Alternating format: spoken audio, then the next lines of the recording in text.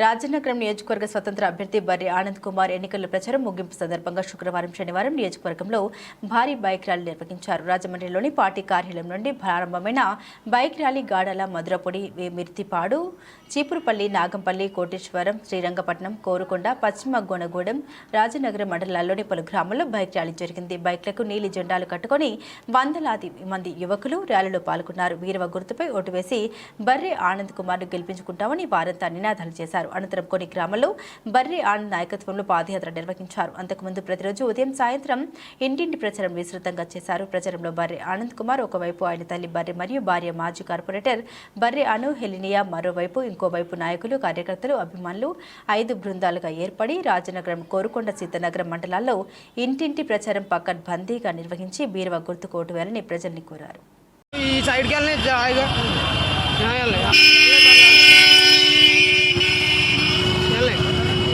అందరూ పడుతున్నారు.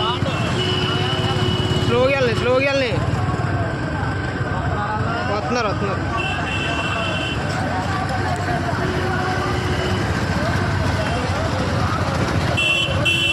స్లోగా రే, స్లోగా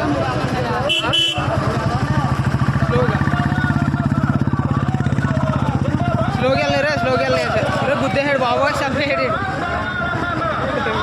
స్లోగా వెళ్ళి రే, స్లోగా అన్ని రాని అది మన భవిష్యత్తును బాగు చేసుకుందాం.